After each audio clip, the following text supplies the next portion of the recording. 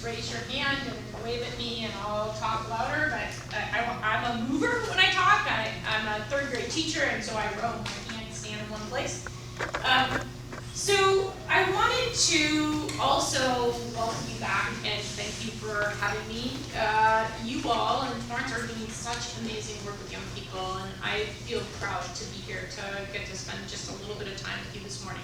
I'm going to time myself so I keep to my 45 minutes and we have some time for questions at the end. But what I really wanted to do today was to just quickly remind us, so why do we really care about children's thinking? Why do we want to focus on it? But then to spend the majority of the time today talking about some of the more recent things that I've been thinking about, which I know probably you all have been thinking about as well, is that we often, when we talk about leveraging children's understandings, we often think about, okay, they have an idea and I want to move them to the next idea. And I want to really talk today about, well, what if they have sort of partial understandings? What do we do, right? So we've got lots of kids who have some beginning ideas, and we got to figure out how to support those students to make progress in their thinking. And so I want to talk a little bit about that today.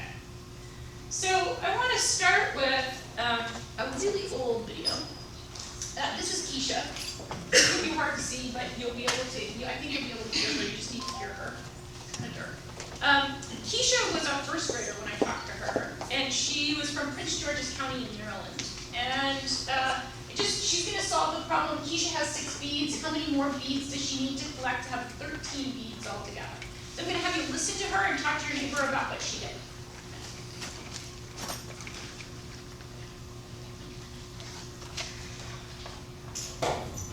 Keisha has 6 beads. How many more beads does she need to collect to have 13 beads altogether? 7. How did you do that? 7. 6 plus 6 is 12, and you get 1 more. That's 13. Thank you. I understand just how you solve that problem. Talk to each other. Do you understand just what she did? Yeah. Tell your neighbor what she did. What did she do? I heard doubles. So somebody tell me, what did she do? So what did she do with her double? What double did she use? 6 plus 6. She used 6 plus 6. So how did she use that? She knew 6 plus 6. How did she use it? Who can tell me how she used that to help her? Counted up. Say more about that. She counted up. So she started from 6 and doubled it, got 12, and then added up. She did not subtract the problem. She started from 6. So she used this adding idea, right? She said, if I know 6 plus 6 is 12, that gets me almost to where I need to go, because I need to be at 13, right? So 6 and 6 gets me to 12, but that's not quite there. It's 1 more. So if I know it's 1 more, then what do I have to do? I have to take my 6 and know that I actually have to add 1 to the 6 to say that my answer is 7. Make sense?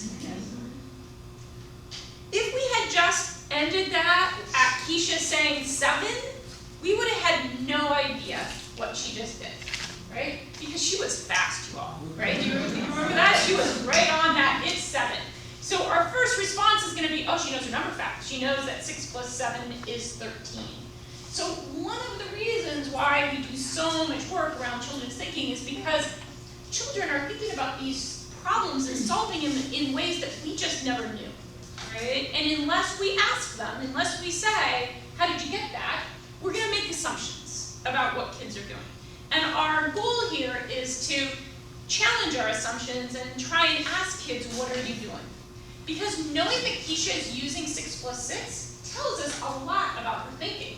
And actually, she knows more mathematical things than you would think if you said she just knew her number fact. Because knowing your number fact only gets you so far.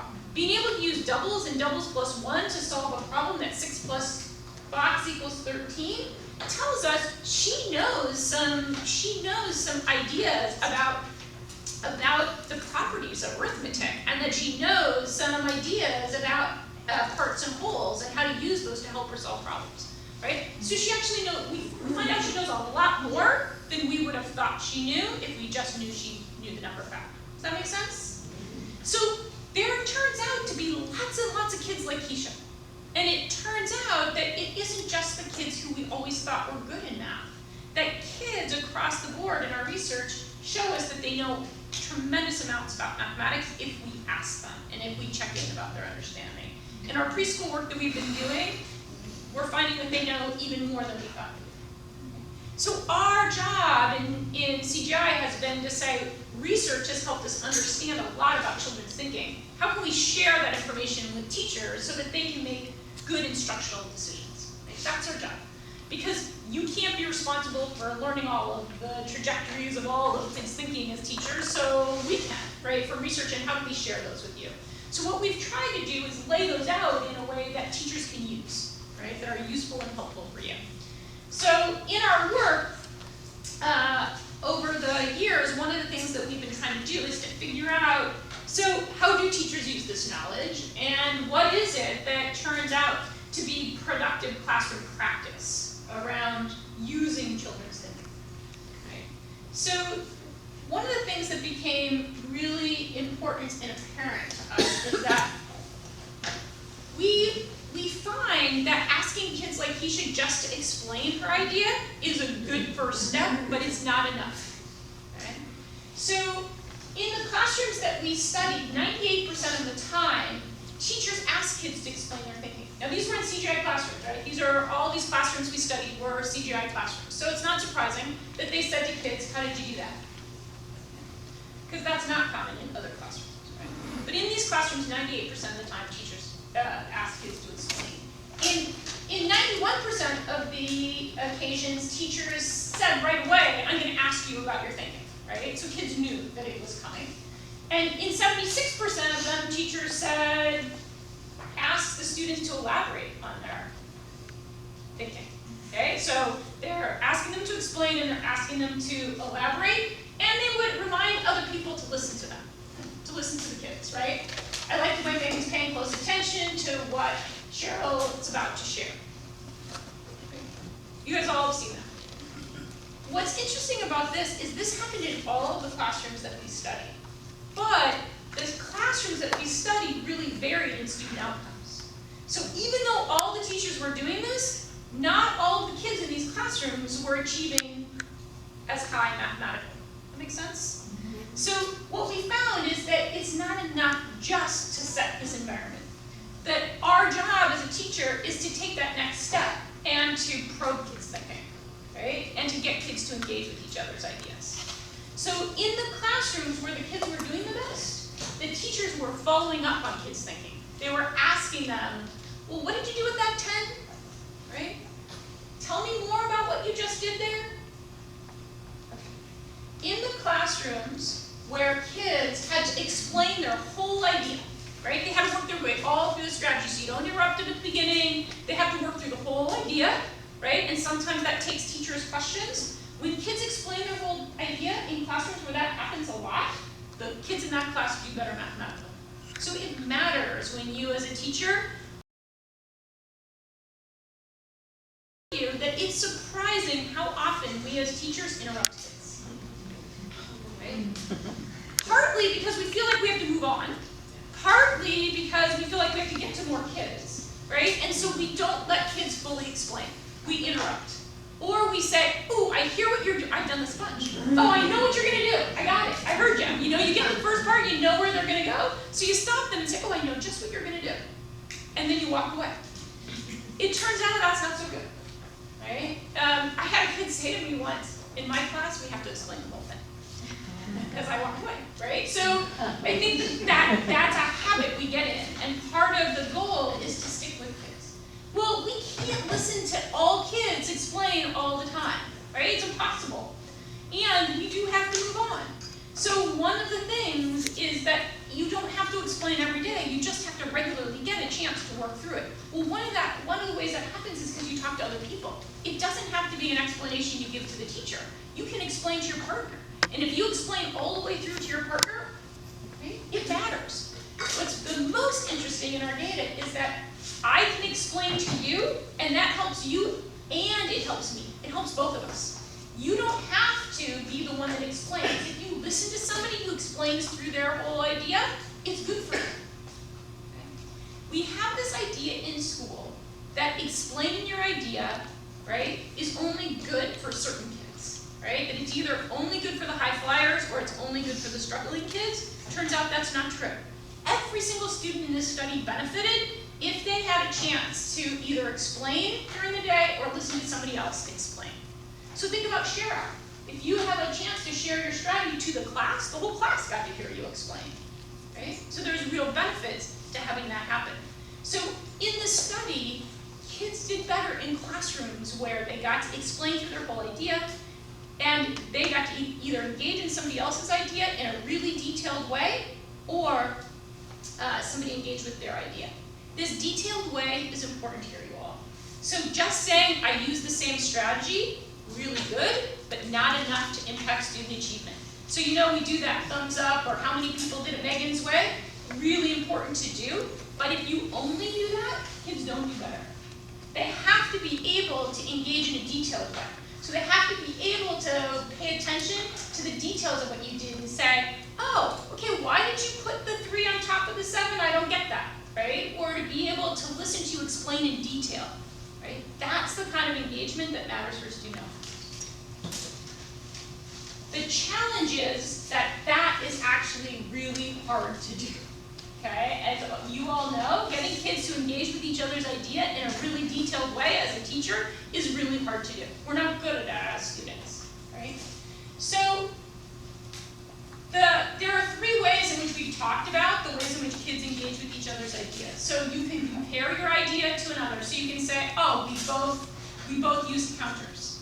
You can say, oh, we both used the same strategy. Those are those kind of general ways in which we engage with each other's ideas. You can also attend to the details of somebody else's idea by saying, oh, you know what, I did the same thing as you, but I put out all my counters by 1s instead of using 10s. See the detail at which I have to engage there?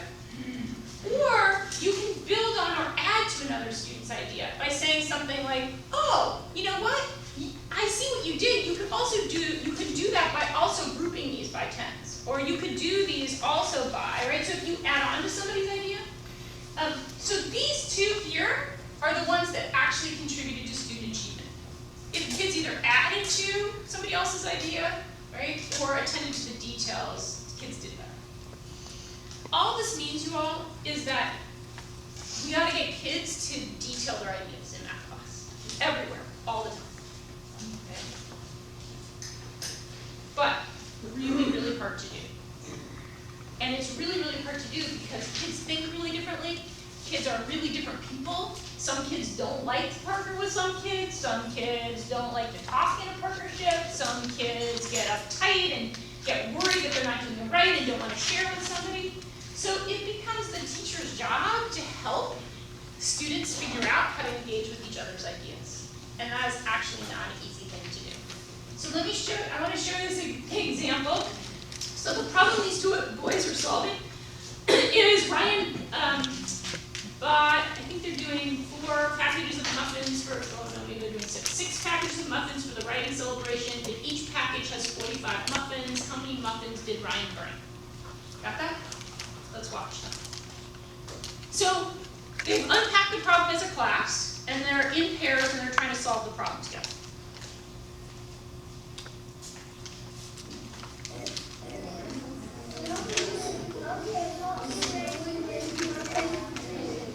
You know what he's doing now? You know why he's counting by 2s? So what should you say?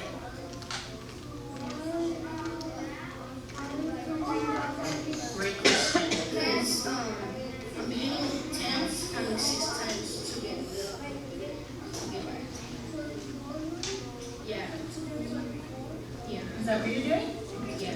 You're trying to get to 24? No, I'm not trying to get to 24. I'm trying to get to the number it's all together. Can I stop you for a second? Because I think that some people might get confused on why you're doing that. So if you look at that, why are you doing that? Where did you get your 2 from? The 10s from the 24. Great, so what can you put at the top of this so that we know what you're doing? So can you turn around really quickly? Over here, let's see. At the very top, what did I do to teach you so that we knew what Robert was doing and why he was counting by them? Oh, because you went like this, you put like this, and kind of like that, and you Okay. kind of do that number. Okay, so now, would that make more sense for people to understand why you're counting by 2s? Yes. Okay, Daniel, does that make sense to you?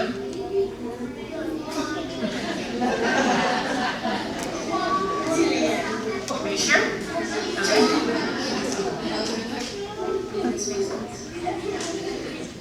Do you see him getting like, are you sure this is making sense? Right? And they go on to talk about more because it doesn't make sense to Daniel.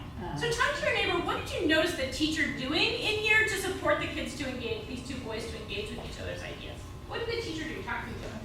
What did she do? Let's talk about it. So what did the teacher do here to support these two boys to engage with each other's ideas? What did she do? She had his work be more clarified, or maybe try to show it a little bit better. Lovely, right? So one of the things that's interesting here for me is that this is the student who's got it figured out, right? But she makes it his responsibility to write it and explain it in a way that your partner can understand. So it's not just the person who doesn't get its responsibility, it's both your responsibility, right? Both the person who's kind of got it figured out and moving along, and the person who's trying to figure out what you did. Right? She made it his responsibility. You got to figure out how to communicate this to people and how to write it down. What else did you notice about what she did?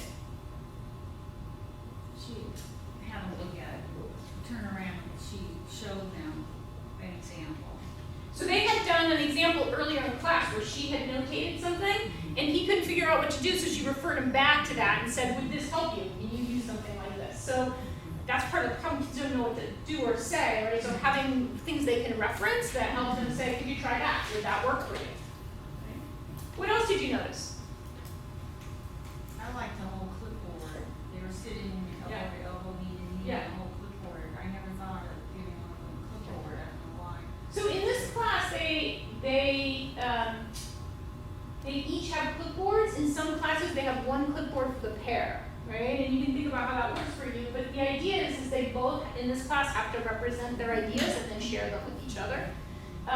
And so there is something about proximity, right? Those yellow tags. Oh, those are for us. Those are the videotaping up here. Oh. Sorry. Yeah. That's how we kept track of who we were videotaping that day. There's a little iPod sitting right in front of us so we can listen to what they say. What else did you notice?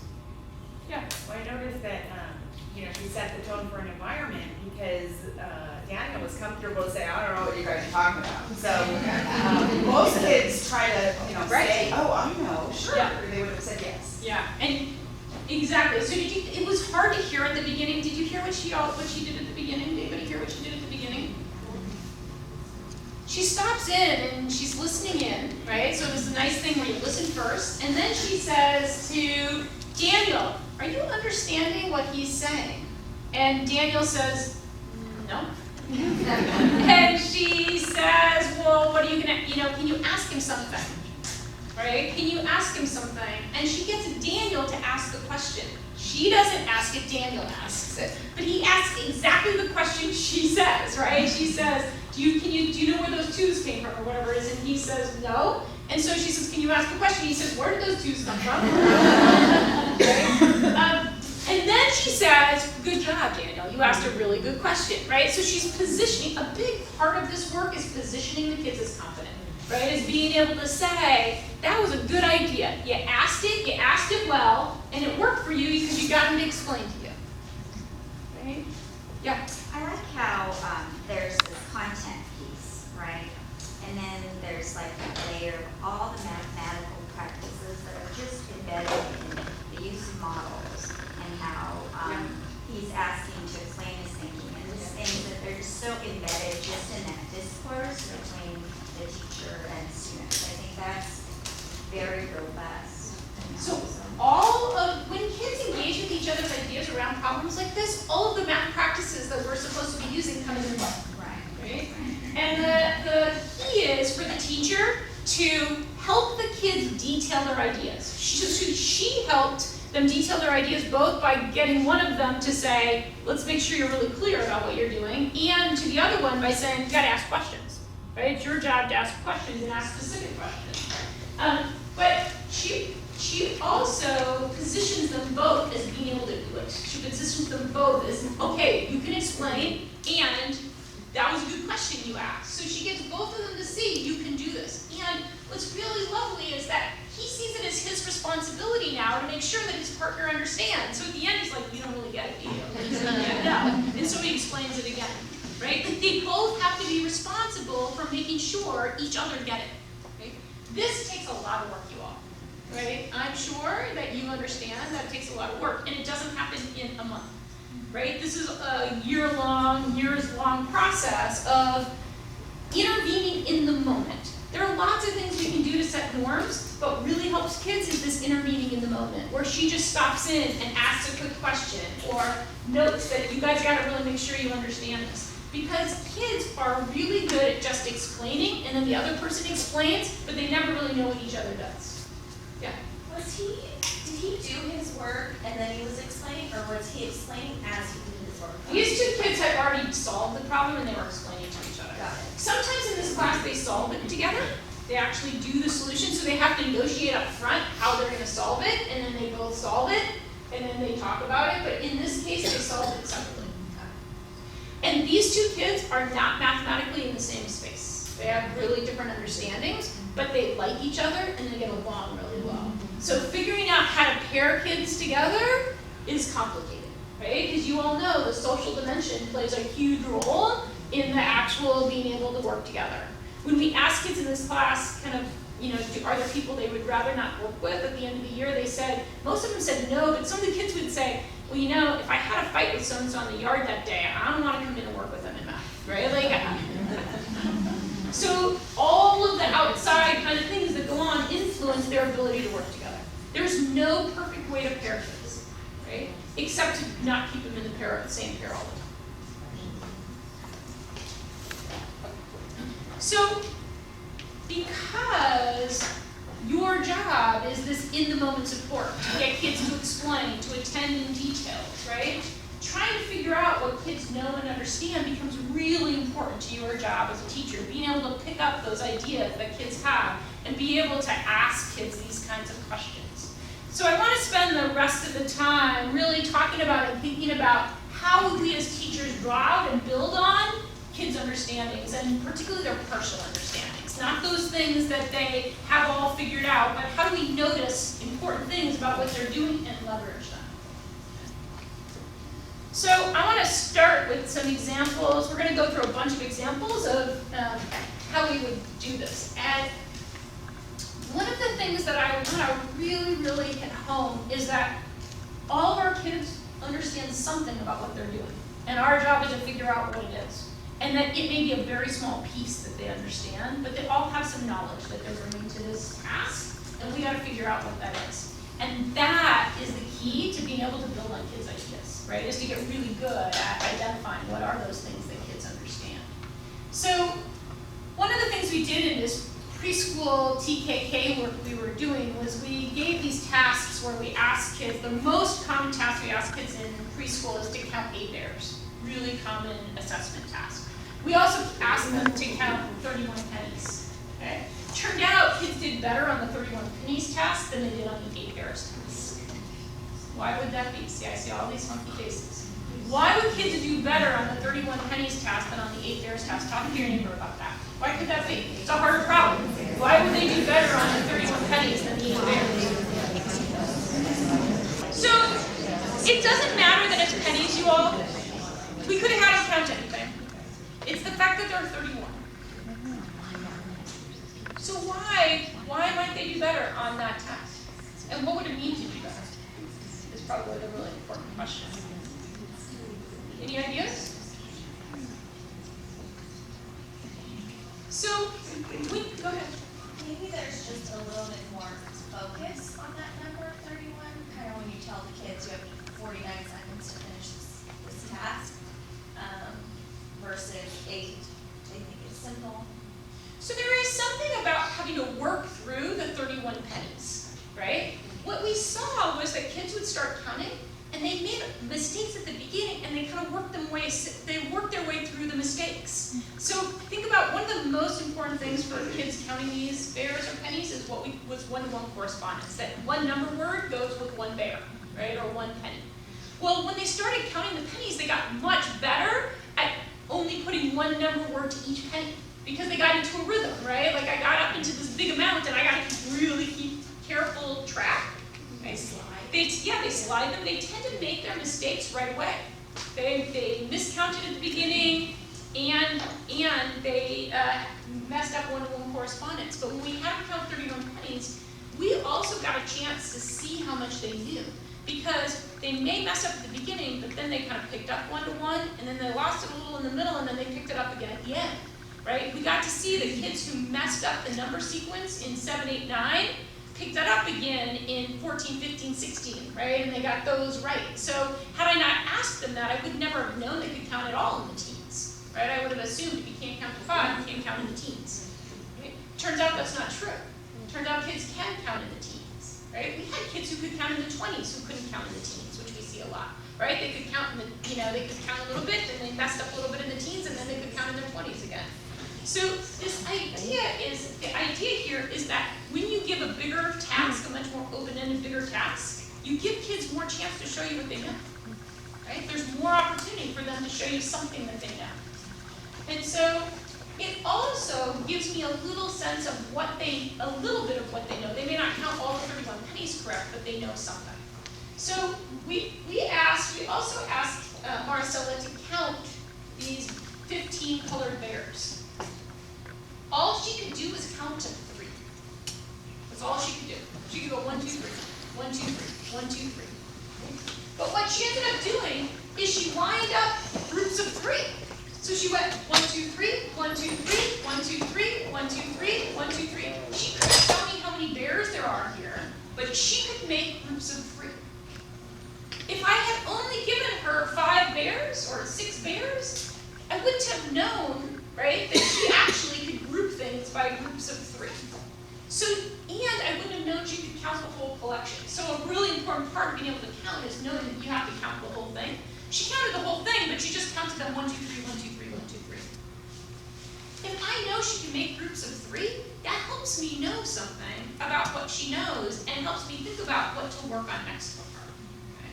So this idea is she couldn't count to 15, but I learned a lot about what she could do, which I can now use. Make sense? So let me give you another example. So let's watch. This is Daniel, and he's going to count 31 pennies.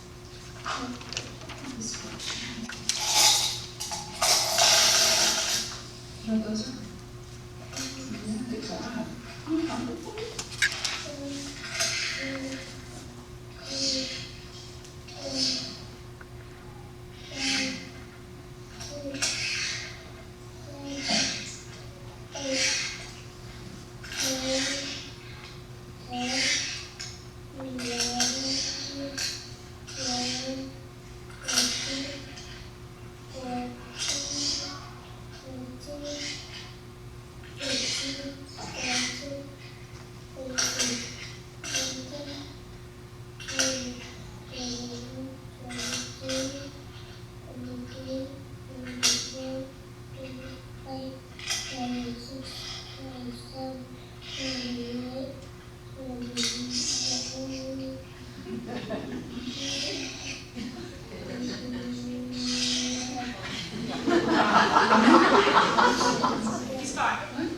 a great collection of pennies you made.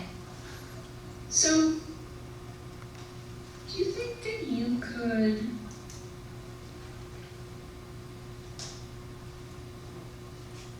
I'm trying to figure out to ask him now. piles of 10 from your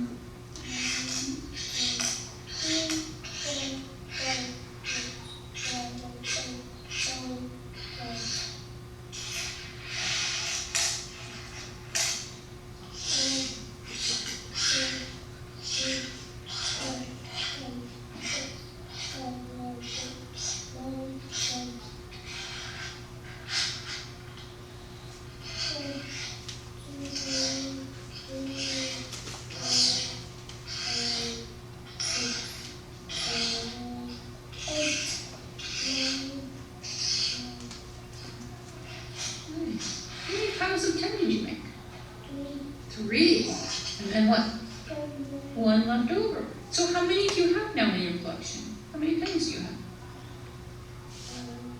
How many do you have all together if you count all of them? 10, 20, 30, 40? That's not quite. Tell your neighbor, what do you think Daniel understands, and what do you think he's still working on? What does he understand, and what is he still working on? What else do you understand? So what do you think Daniel understands? What does he understand? One-to-one correspondence. He put one number word with each penny. Right? He was very careful about that. What else does he know? He knows how to group. Right? He can put things in groups. He knows the counting sequence to 31. We saw that. Right? Anything else that he knows? He knows by rote memory how to count by tens. Right. Like, Because he could attach those quantities to the pile, right? This is a 10, this is a 20, this is a 30. Yeah, he said I have this other penny, but he counted it as a group of 10, right? So now we're getting to the edge of his understanding, right? We've now seen that he understands how to put things in tens and how to count them by tens, but he's not quite understanding you gotta have 10 in there always to count it as a 10. You guys have seen kids do this before, right? Where they get a whole bunch of them, they can count by tens and then they keep counting by tens, right? That's not because they weren't listening to you, that's because they still don't understand that idea of 10 as a unit. They know they can count by tens, but they don't really understand that a 10 has to have 10 ones in it to be called a 10, right? That's a really hard idea for kids, and a really, really important idea. Because unless you can do that, you can't use it to help you solve problems, right? And you have to be able to do that to solve problems. So, had we not asked Daniel to put his pennies in groups of 10, we wouldn't have known that he could do that, right? And we wouldn't have known that actually he knew to go 10, 20, 30, 40. So now I know exactly what he needs help with. Make sense? So talk to your neighbor just for a minute. Do you have any ideas of how you would help Daniel be able to go 10, 20, 30, 31? What would you do to help him start developing a better sense of 10? Any ideas about that? Talk to me. How would you help Daniel now? What would you do? All right, here we go. I know I'm not giving you enough time to talk about these things. I apologize. I will tell you that it will not help you to explain to Daniel that that's a 1. That's what we all want to do, right? We all want to say to Daniel, this is 1, right? You don't have 10 in here, you only have 1 here. Let's count those again. 10, 20, 30, 31. He'll do it for you right then in that moment because you're asking them to, but you won't understand it any better, right? But our tendency is to want to say to him, let me explain this to you, Daniel. Right? Scale. Uh-huh. The 10 on one side and the 1 on the other, and it's like this, and so then you ask, well, what do we have to do to make it even? So here's the challenge, is that what Daniel's not understanding is that you always have to have 10 in that group. So I think where we want to go is to the grouping idea, right? That how do we get him to really understand what a group is and how to have 10 in a group, and that 10 in a group means you have 10, right? And I think what's really hard is, because I've seen it, a lot older kids, is going from 10s to 1s. Exactly. It's like 30, 31. Yes, 30, 31. Or right? 30, 34, or whatever it is. That's right. So this is exactly the problem. So part of the problem is that you have to have a situation where he has to go from having some groups of 10 to some 1s. Otherwise, exactly right, you won't work on the problem he's having unless you have some groups of 10 and some 1s. Okay.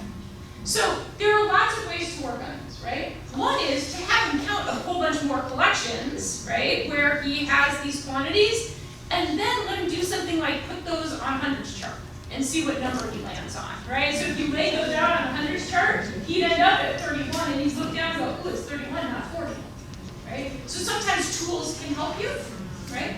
Sometimes it's doing a whole bunch more counting, right? That he has to get used to going 30, 31, 32, 33, right? He's 5. He probably hasn't had a lot of experience starting at another number and counting on. So what if you started at 23 and you counted to 55, right? And you got better at that. Maybe what you have to do is to say, what we're going to do with our collections today is only put things in 10 and talk about we have 10 and how many left over, we have 10 and how many left over, we have 10 and how many left over, to start getting a sense of what would I have to do to make this one a 10, right? I have to add some more to it. So how would we add more to this one to make it a 10, right? So there are lots of things we can do, but the goal is to really think about the fact that this is the place where he could use some support. That doesn't mean it has to be individualized. It means that you can give tasks where everybody is working on making groups, but he in particular has to work on that transition. Does that make sense? Let me show you one more example. Oh, I can't read the top. Okay, let me read you the problem. I want to take 360 books and pack them into boxes. Every box will hold 20 books. How many boxes am I going to need? So there are 360 books. And I'm going to put them into boxes so that each box has 20 books. How many boxes am I going to need? Got it? Here we go.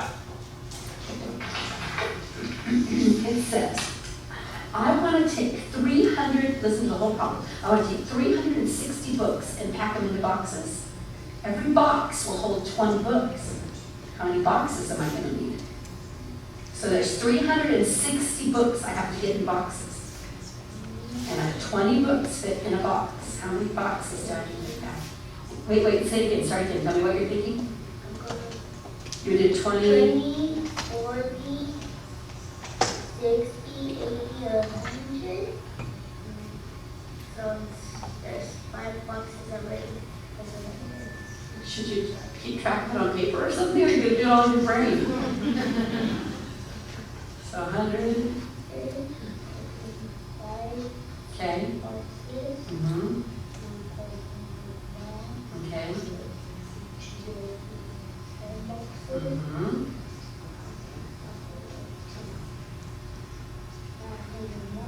Mm-hmm.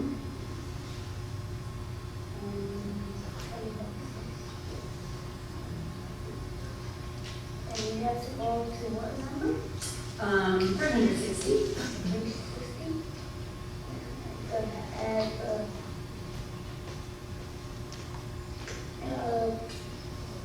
21.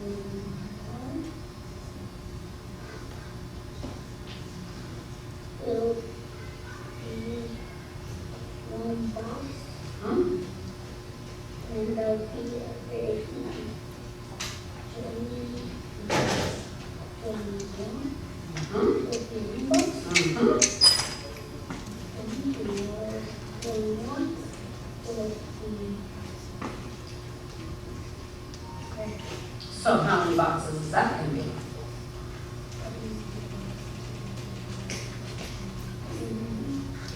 Well, B.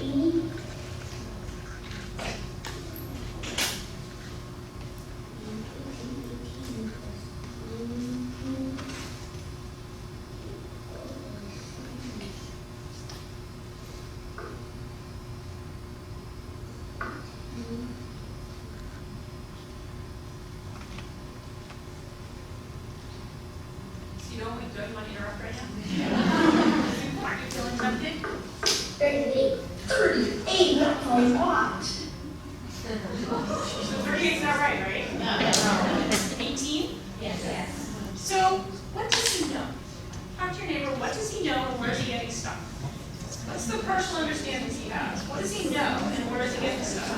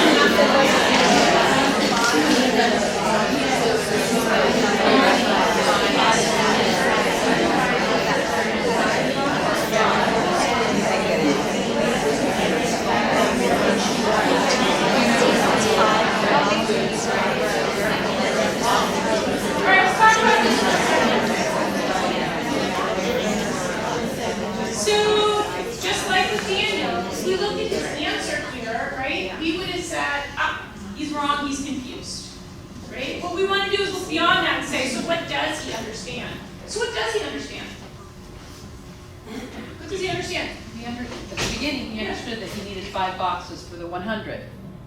But Right. it got messed up as he So started. he knew that there were 5 boxes of 20 in 100. And he used that actually. How did he use that? He skip count, he could skip count. He could say, that's right, he could say if there's 5 in the first 100, there's gotta be 5 in the second 100, and there's gotta be 5 in the third 100. Okay? Where he got messed up is in his notation.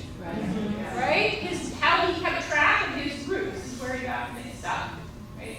But if you think about this idea that I can say there are 5 groups of 20 in 100, and another 5 in the next 100, and another 5 in the next, he's doing what we call multiplicative thinking. He's thinking about groups across groups, right? That's a really hard idea. Most adults don't think multiplicatively, right? So here, he's thinking in a really complex way, but his notation isn't supporting him at all, right? And that's the way he counts up his groups. And he even distinguishes, unlike Daniel, he distinguishes that when he gets to the 320s, the 60, each one of those is only 1, right? So he doesn't overextend his multiplicative thinking like we sometimes see. He goes back and says each of those is 1 box, right? So really, his mess up is in his notation. So the place in which we would intervene has much more to do with how do we keep track of that. Now that you did that awesome thing, how do we keep track of it, right? So that we have the right number. Make sense?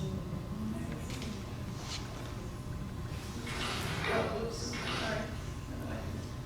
Skip that. Let's look at this one really quick. So, 4 children are sharing 3 large cookies. They are sharing so each child gets the same amount. How much cookie will one child get? So they got 3 circles. They were just 3 circles. They filled them in. Each kid will have 3/3. Talk to your neighbor, where'd that come from? And what's that child understanding? Think about that. Where is that coming from? 3/3. 4 children, you can try it. Do 3 circles on your paper, share them with 4 people. What are they, what is she understanding or getting stuck on?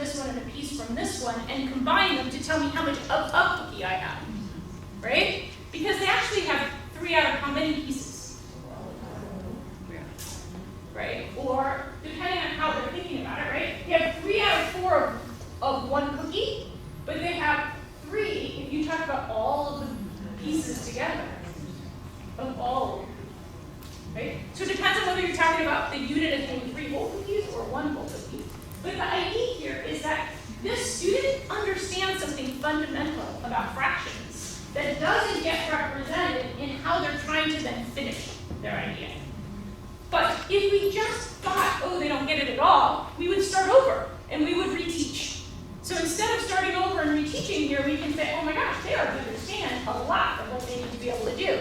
The question I have to ask them is, so one person got how much? 3 pieces.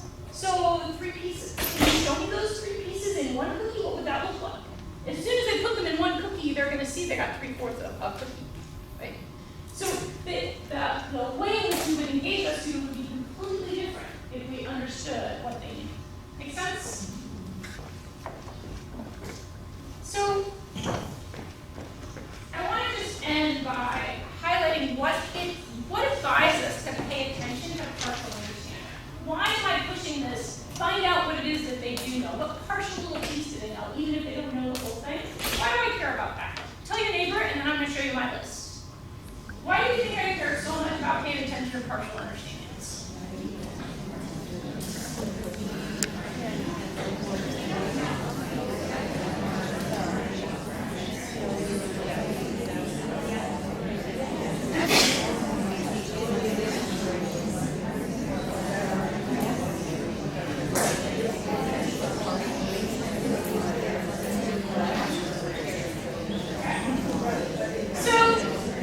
Let's see if your kind of ideas fit with mine.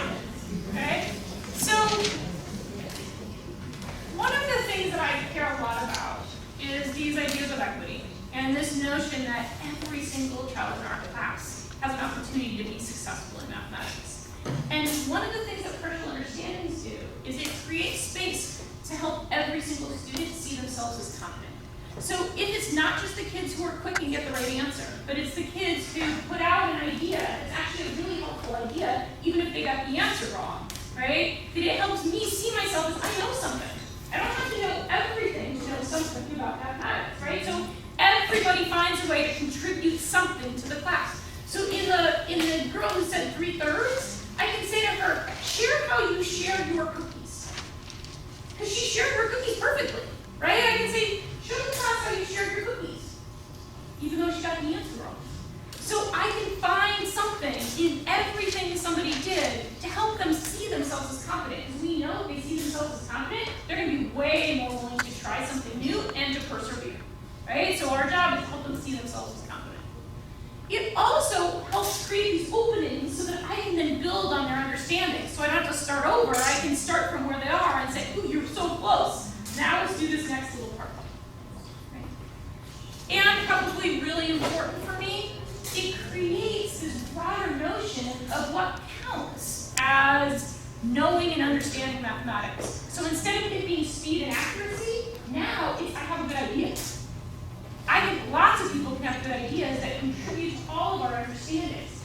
It's not always the student who's the fastest or the most accurate who actually can help other people learn something about mathematics. Sometimes the other kids have these really great ideas that are really helpful to the rest of the class. So it kind of opens up this notion that lots of people in here can contribute. Some people are good explainers. Some people are good at representing. Some kids are, right? Kids are good at really different things, but they're all mathematical things. It's not like I'm pretending that you're the good line here, right? Like everybody has something in mathematics that they're good at.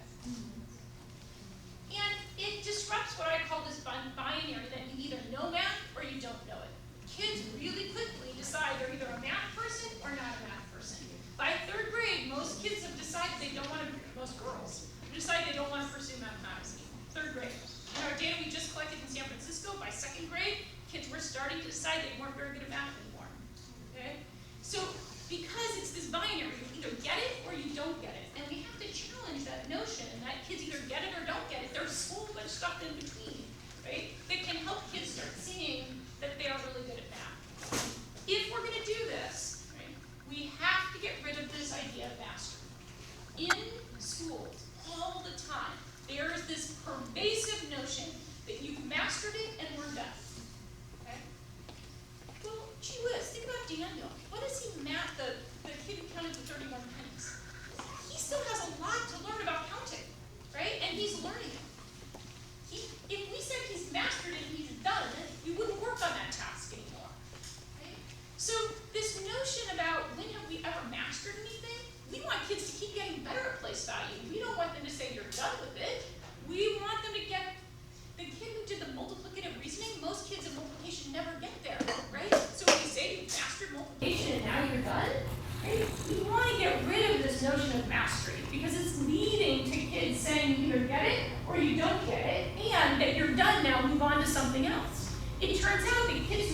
count to 5 can solve problems. It turns out that if you can't count 8 pennies, maybe you can count 31, right? So we gotta change this language. And it's in our environment, so we don't even notice that we say it. But we say, oh, they've mastered that, they're done. We never master anything. Steph Curry, if you guys are basketball fans, Steph Curry is probably the best shooter in the world, right? They interviewed him about, well, do you just have to practice? He said, oh my gosh. He said, practice, right? He said, as I practice, I actually get to the point where I learn more and I can innovate. I can try new things in my shop. That's what we want kids to do. We want them to innovate. We want them to feel like they're doing it so much and they're getting so good at it, now they get to the point where they can innovate. It's not about practicing and being done. It's about practicing because you're gonna do something new mathematically with your idea. So we're never really done, right? And this kind of notion of mastery, went all the way to the end, gets us in some trouble because it focuses on these certain kinds of knowledge, usually speed and accuracy, and it lets us think that some kids got it and can move on and other kids can't. It categorizes kids into 2 groups, either you get it or you don't. It ignores partial understanding completely. So when I think of Common Core, and, they have learning tasks, so let's say it's learning tasks, and some kids get it, some kids don't, so you move the kids who get it further along. It sounds like these are at odds with each other. I hope not. So let me see if I can answer that, because that's a really big question. The Common Core in mathematics is based on a developmental trajectory, right? That it took what we know about how kids learn about fractions and understand fractions from really early ages, 4 and 5-year-olds, all the way up through elementary school and into high school. So it's built on this trajectory. Same with addition and subtraction. So their tasks are trying to get you to say, where are kids in their understanding of this task, right? And some kids are going to be at a more sophisticated level of understanding than other kids are, but our goal is to work on it so we get everybody up to at least this level, knowing that some kids are going to go beyond that level in their understanding, but in our grade, we got to make sure kids are getting at least here. But it's not an either or choice. It's about where are they in this trajectory, and my job is to keep moving them along in that trajectory so that the task is giving me insight into where are they in the trajectory. What we want teachers to do is to try and find some bottom lines for their kids so that we really make sure we don't leave kids behind and that we say we gotta get at least everybody to here. And that's what the Common Core is trying to say. We gotta get kids at least to here, and we gotta pay attention to that. But the goal is to get them here, but recognize that we have this farther out goal where we're trying to get everybody, but we may not get everybody because they come in really different places, they make progress at different times, right? But the whole idea of Common Core is that it's built on this moving kids along this trajectory. And so some kids are going to take this far, other kids are going to take this far, but the tasks are designed so you can have really different knowledge and still get something out of the task, right? That even if I really understand a lot about place value, I'm going to learn something by doing the task that somebody else is just going to get better at many groups of 10 on, right? So that's the difference about the Common Core tasks. They're trying to create tasks where you can show lots of different knowledge and get experience and practice no matter where you are in that trajectory. And that's what's hard as a teacher now, right? Is that we got to figure out how to say, okay, you're here on this trajectory, now I got to watch to see if you move here and here. And that's what the Common Core is trying to help you do. You don't think it always gets operationalized that way, but I think that's I know that's the intention of it. So, okay, so I teach fourth, because I'm still confused Okay. with the word. Okay, all right. So I teach 4th grade, and I give, let's say, exit to take some tasks, and I see that this student is here and this student has gone here. So let's say it's at the end of the year, I mean, I have a achievement report, and the parent wants to know, well, do they know it or do they not know it? Okay, Do they this is master perfect. this? Really good question. Do they know it or not know it? We've changed the question, right? We're now saying what do they know about it and what don't they yet know about it. So they know some things. Mastery assumes you don't know it, right? So if we say, what do you know about addition and subtraction, we're saying to your parent as a first grader, they don't know anything because they can't solve these tasks at the highest level. What I now want to be able to say to them is, you know what? Your child is really good at using counting strategies. The next place I want them to go is to be able to use derived facts, right? And then learn to number facts. But they're not there yet. But they can do this, right? So in 4th grade, if I'm thinking about multiplication and division, right, I can say, you know what? Your child can solve any multiplication problem I give them, but they're going to use this kind of strategy. Where I want them to go now is to begin to use these kinds of strategies. So it's not that they can't do multiplication and division, it's that they're doing it in this way, and our goal is to get them to go this way because if they can use this multiplicative reasoning, it's going to help them later, right? So it's not just because we need to get them, it's because there's a further mathematical goal. But our job in the Common Core is to try and be able to unpack this idea of either you got it or you didn't, because it's not very helpful to kids or to parents to say your kids don't get multiplication, because they do get something about it. It's the what is it that they get about it, because then we can keep working on it. And then they don't hear, my kid doesn't know math, they hear, my kid does know how to do it, now we gotta figure out how to help them get to the next piece. Does that make sense? Right? So when you get those exit tickets, it's looking where on the trajectory are kids, so that we can give them feedback that helps them see they do know something. Now let's help you do the next piece, and the next piece, and the next piece. Make sense? Other questions? So do this just for a second. Turn and talk to your neighbor. What are you going to take away from today and help and continue to think about as you move into your teaching this year? What's your takeaway? And then I'll see if you have a question about that. Okay. All right.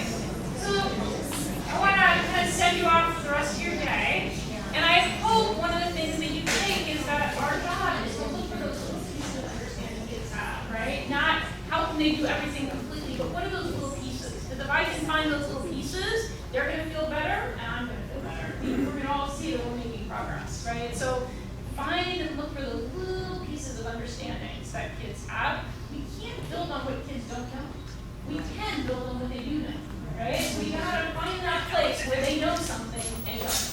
And there's not enough time to continue teaching stuff where there's partial understanding. Right. There's just not enough time. Right. So if you have kids that have that partial understanding, it's best to bridge those rather than keep teaching. That's right. We feel like we have to start over all the time, right? Because we do the tests and they don't all get the answers right, so we start all over. We need to be able to do assessments that show us actually that you know something. How do I take it from there and keep going rather than starting all over? And even what you say for kids to build on their positive example as teachers too, when there's partial understanding for us to see, oh yeah, this person started here, but it's not here versus, oh, man, I gotta teach this again.